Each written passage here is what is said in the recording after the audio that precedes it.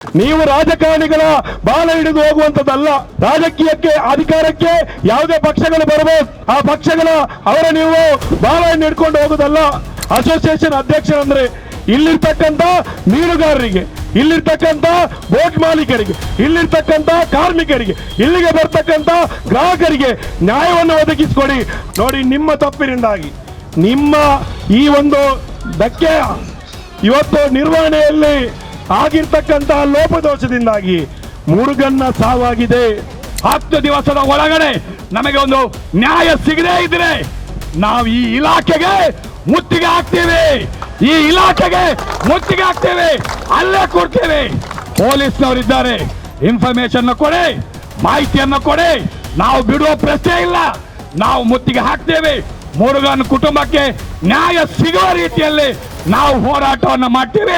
1-2 ತಿಂಗಳ ಹಿಂದೆ ನಮ್ಮ CPIM ಪಕ್ಷದ ನೇತೃತ್ವದಲ್ಲಿ ಒಂದು ಜಿಲ್ಲಾ ಮಟ್ಟದ ಹೋರಾಟವನ್ನು ಹಮ್ಮಿಕೊಂಡಿತ್ತು. ಆ ಹೋರಾಟದಲ್ಲಿ ಸುಮಾರು 29 ಬೇಡಿಕೆಗಳನ್ನು ಇಟ್ಟು ಹೋರಾಟವನ್ನು ಮಾಡಿತ್ತು. ಆ 29 ಬೇಡಿಕೆಯಲ್ಲಿ ಒಂದು ಬೇಡಿಕೆ ನಮ್ಮ ಈ ಮೀನುಗಾರಿಕೆ ಧಕ್ಕೆಯ ಬಗ್ಗೆ ಬೇಡಿಕೆಯನ್ನು ಇಟ್ಟು ಅವತ್ತು ಹೋರಾಟವನ್ನು ಮಾಡಿದ್ದು. 29ರಲ್ಲಿ ಒಂದೇ ಬೇಡಿಕೆ ಇಟ್ಟದ್ದು. ಆ ಬೇಡಿಕೆ ಇಟ್ಟು ಹೋರಾಟ ಮಾಡುವಂತ ಸಂದರ್ಭದಲ್ಲಿ ಈ ಮೀನುಗಾರಿಕಾ ಧಕ್ಕೆಯಲ್ಲಿರ್ತಕ್ಕಂಥ ಒಂದು ಅಸೋಸಿಯೇಷನ್ ಅವರು ಪತ್ರಿಕಾಗೋಷ್ಠಿ ಮಾಡಿ ಏನ್ ಹೇಳ್ತಾರೆ, ಆ ಹೋರಾಟಕ್ಕೆ ನಮ್ಮ ಬೆಂಬಲ ಇಲ್ಲ ಅಂತ. ನಾವು ಅವರ ಬೆಂಬಲವನ್ನು ಕೇಳಿರ್ಲಿಲ್ಲ, ನಮ್ಮ ಬೆಂಬಲ ಇಲ್ಲ ಅಂತ ಹೇಳಿದ್ರು. ಮುಂದುವರೆದು ಹೇಳಿದ್ರು ಧಕ್ಕೆಯಲ್ಲಿ ಯಾವುದೇ ಸಮಸ್ಯೆ ಇಲ್ಲ ಅಂತ. ಆದ್ರೆ ಇವತ್ತು ನಿಮ್ಮ ತುಕ್ಕು ಹಿಡಿದಂತ ಕಂಬ ಬಿದ್ದು ಈ ಮುರುಗನ್ ಎನ್ನುವಂತವರು ಸತ್ತೋಗಿದ್ದಾನಲ್ಲ, ಈಗ ನೀವು ಎಲ್ಲ ಅಡಗಿ ಹೋಗಿದ್ರಿ ಅಂತ ನಾವು ಕೇಳ್ತೀವಿ. ನಿಮ್ಮ ಪತ್ರಿಕಾಗೋಷ್ಠಿಯಲ್ಲಿ ಮುರುಗನ್ ಬಗ್ಗೆ ನೀವು ಯಾಕೆ ನಡೆಯುತ್ತಾ ಇಲ್ಲ ಅಂತ ಮಾತಿಗೆ ಉತ್ತರವನ್ನು ಕೊಡಬೇಕು. ನೀವು ರಾಜಕಾರಣಿಗಳ ಬಾಲ ಹಿಡಿದು ಹೋಗುವಂತದ್ದಲ್ಲ. ರಾಜಕೀಯಕ್ಕೆ ಅಧಿಕಾರಕ್ಕೆ ಯಾವುದೇ ಪಕ್ಷಗಳು ಬರಬಹುದು, ಆ ಪಕ್ಷಗಳ ಅವರ ನೀವು ಬಾಲವನ್ನು ಹಿಡ್ಕೊಂಡು ಹೋಗುದಲ್ಲ, ಅವರ ಚೇಲಾಗಲಾಗುವುದಲ್ಲ. ಅಸೋಸಿಯೇಷನ್ ಅಧ್ಯಕ್ಷರಂದ್ರೆ ಇಲ್ಲಿರ್ತಕ್ಕಂಥ ಮೀನುಗಾರರಿಗೆ, ಇಲ್ಲಿರ್ತಕ್ಕಂಥ ಬೋಟ್ ಮಾಲೀಕರಿಗೆ, ಇಲ್ಲಿರ್ತಕ್ಕಂಥ ಕಾರ್ಮಿಕರಿಗೆ, ಇಲ್ಲಿಗೆ ಬರ್ತಕ್ಕಂಥ ಗ್ರಾಹಕರಿಗೆ ನ್ಯಾಯವನ್ನು ಒದಗಿಸಿಕೊಡಿ. ಅದು ಬಿಟ್ಟು ನೀವು ಇವರ ಈ ಚೇಲಾಗಲಾಗುವುದನ್ನು ನಿಲ್ಲಿಸಬೇಕು ಅಂತ ನಾನು ಮೊದಲಿಗೆ ಕೇಳ್ತಾ ಇದ್ದೇನೆ. ಈ ವಿಚಾರ ನೀವು ಕೈ ಬಿಡಬೇಕು.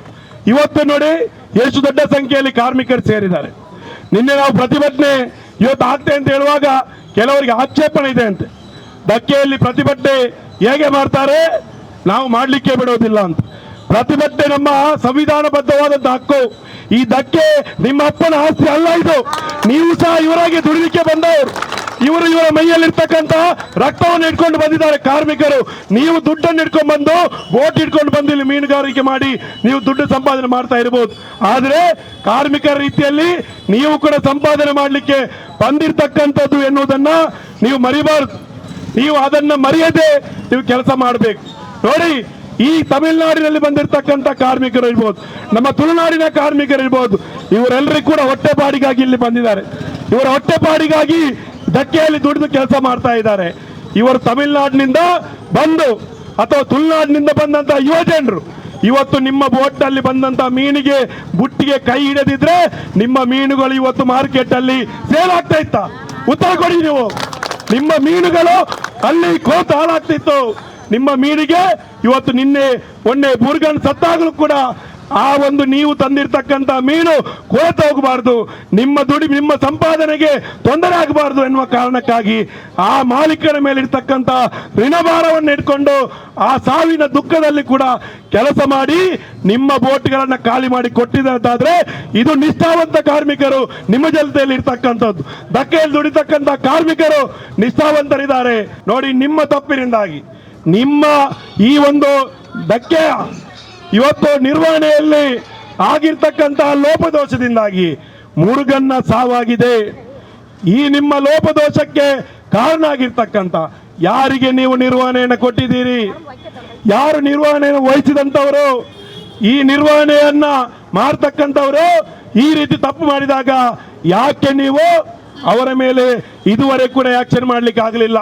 ಮುರುಗನ್ ಸಾವಿಗೆ ನ್ಯಾಯವನ್ನು ಕೊಡಿಸಲಿಕ್ಕೆ ಕರ್ನಾಟಕದ ಸರ್ಕಾರಕ್ಕೆ ಸಾಧ್ಯ ಆಗದಿದ್ರೆ ನಾವು ಈ ಮಹಾಂಕಾಲ ವೈದ್ಯ ಹೋಗುವಂತ ದಾರಿಯಲ್ಲಿ CITU DYFI ನ ಕಾರ್ಯಕರ್ತರು ಮಹಾಂಕಾಲ ವೈದ್ಯರಿಗೆ ನಾವು ಕಪ್ಪು ಬಾವುಟವನ್ನ ಪ್ರದರ್ಶನ ಮಾಡಿ ಹೋರಾಟವನ್ನ ಮಾಡ್ತೀವಿ ಅನ್ನುವಂತ ಎಚ್ಚರಿಕೆಯನ್ನು ಕೊಡ್ತೀವಿ.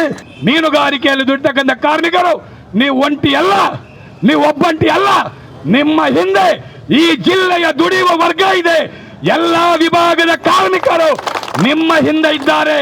ಆದ್ರಿಂದ ಜೊತೆಗಿಡಬೇಡಿ, ಯಾವ ಕಾರಣಕ್ಕೂ ನಿರಾಶೆ ಬೇಡ. ಆ ನಿಟ್ಟಿನಲ್ಲಿ ಇವತ್ತು ನಡೆಯತಕ್ಕಂತ ಈ ಒಂದು ಬಾರಿ ದೊಡ್ಡ ರೀತಿಯಾದಂತಹ ಪ್ರತಿಭಟನೆ. ಆದ್ರಿಂದ ನಮ್ಮ ನ್ಯಾಯ ಸಿಗದೇ ಇದ್ರೆ ನಮಗೆ ಈ ಒಂದು ಬೇಡಿಕೆ ಏನಿದೆ, ಮುರುಗನ್ ಕುಟುಂಬಕ್ಕೆ 25 ಲಕ್ಷ ರೂಪಾಯಿ ಪರಿಹಾರ ಸಿಗಬೇಕು. ನಮಗೆ ಸಿಗಬೇಕು, ಅವರಿಗೆ ಸಿಗದೆ ನಾವು ವಿರಮಿಸೋದಿಲ್ಲ. ನಮಗೆ ನ್ಯಾಯ ಸಿಗಬೇಕು. ಅಂತ ಸಂದರ್ಭದಲ್ಲಿ ನಾವಿಲ್ಲಿ 10 ತಾಯಿಯ ಮಕ್ಕಳಿದ್ದೀವಿ, ಹೌದಲ್ಲ? 10 ತಾಯಿಯ ಮಕ್ಕಳು ಒಂದೇ ತಾಯಿಯ ಮಕ್ಕಳಾಗಿ ನಾವು ಇದನ್ನ ಫೈಟ್ ಮಾಡ್ಲಿಕ್ಕೆ ಸಾಧ್ಯತೆ ಆಗಬೇಕು. ಒಂದಾಗಿರೋಣ. ನಮ್ಗೆ ಯುವ ಜನರು ನಮ್ಮ ಹಿಂದೆ ಇದ್ದಾರೆ, DYFI ಇದೆ, ಮಹಿಳಾ ಸಂಘಟನೆ ಇದೆ, ಕಾರ್ಮಿಕ ವರ್ಗ ನಮ್ಗೆ ಹಿಂದೆ ಇದೆ. ಆದ್ದರಿಂದ ಮಂಗಳೂರು ನಗರದ ಪ್ರಜ್ಞಾವಂತ ಜನತೆ ಈ ಒಂದು ಹೋರಾಟದ ಹಿಂದೆ ಇದ್ದಾರೆ. ಮುರುಗನ್ ಕುಟುಂಬದ ಜೊತೆ ದಕ್ಷಿಣ ಕನ್ನಡ ಜಿಲ್ಲೆಯ ಜನಸಾಮಾನ್ಯರು ಇದ್ದಾರೆ ಅಂತಕ್ಕಂಥ ಮಾತನ್ನ ಈ ಸಂದರ್ಭದಲ್ಲಿ ಹೇಳುತ್ತಾ, ನಮ್ಮ ಬೇಡಿಕೆಗಳು ಈಡೇರಲೇಬೇಕು.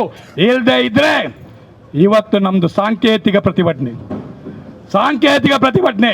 ನಮಗೆ ಒಂದು ವಾರ 10 ದಿವಸದ ಒಳಗಡೆ ನಮಗೆ ಒಂದು ನ್ಯಾಯ ಸಿಗದೇ ಇದ್ರೆ ನಾವು ಈ ಇಲಾಖೆಗೆ ಮುತ್ತಿಗೆ ಹಾಕ್ತೇವೆ, ಅಲ್ಲೇ ಕೊಡ್ತೇವೆ. ಪೊಲೀಸ್ನವರಿದ್ದಾರೆ, ಇನ್ಫಾರ್ಮೇಶನ್ ಕೊಡಿ, ಮಾಹಿತಿಯನ್ನು ಕೊಡಿ. ನಾವು ಬಿಡುವ ಪ್ರಶ್ನೆ ಇಲ್ಲ. ನಾವು ಮುತ್ತಿಗೆ ಹಾಕ್ತೇವೆ. ಮುರುಗನ್ ಕುಟುಂಬಕ್ಕೆ ನ್ಯಾಯ ಸಿಗುವ ರೀತಿಯಲ್ಲಿ ನಾವು ಹೋರಾಟವನ್ನು ಮಾಡ್ತೇವೆ. ನಮ್ದು ಸಂಘಟನೆ ಇದೆ.